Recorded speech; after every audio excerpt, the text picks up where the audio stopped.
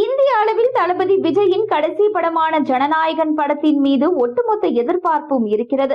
வினோத் இயக்கத்தில் உருவாகியுள்ள இந்த படம் அடுத்த ஆண்டு பொங்கல் பண்டிகையை முன்னிட்டு வெளியாக இருக்கிறது. இந்த படத்தில் விஜயின் சம்பளம் கிட்டத்தட்ட 275 கோடி என்று சொல்லப்படுகிறது. மேலும் ஜனநாயகன் படத்தில் போலீஸ் அதிகாரியாக விஜய் நடித்திருக்கிறார். இப்படம் வருகின்ற 2026 ஆண்டு ஜனவரி 9 ரிலீஸ் ஆக உள்ளது. இதுதான் விஜயின் கடைசி படமாகும். ஜனநாயகன் படத்தில் நடித்து முடித்த பின்னர் சினிமாவை விட்டு விலக உள்ளதாக அறிவித்துள்ள விஜய் முழு நேர அரசியலில் ஈடுபட உள்ளார். இந்த படத்தின் பிரம்மாண்ட ப்ரமோஷன் பணிகள் நடத்த திட்டமிட்டு வருகின்றனர். ஜனநாயகன் விஜயின் கடைசி படம் என்பதால் அப்படத்திற்கு பான் இந்தியா அளவில் மிகப்பெரிய அளவில் எதிர்பார்ப்பு இருந்து வருகிறது. அது அப்படத்தின் ப்ரீ ரிலீஸ் பிசினஸிலும் எதிரொலிக்கிறது. அதன்படி ரிலீஸுக்கு முன்பே அப்படத்தின் சேட்டலைட் மற்றும் டிஜிட்டல் உரிமைகள் பெரும் தொகைக்கு விற்பனையாகி உள்ளது. இந்த படம் 1000 கோடி வசூல் செய்யுமா என்பதை பொறுத்திருந்துதான் பார்க்க வேண்டும். புதிய தகவல் ஒன்றும் வெளியாகி இருக்கின்றது. அதாவது படத்தின் ஆடியோ வெளியீட்டு விழாவை இதுவரை விஜய் படங்களுக்கு நடக்காத அளவுக்கு நடத்த படக்குழு திட்டமிட்டிருப்பதாகவும்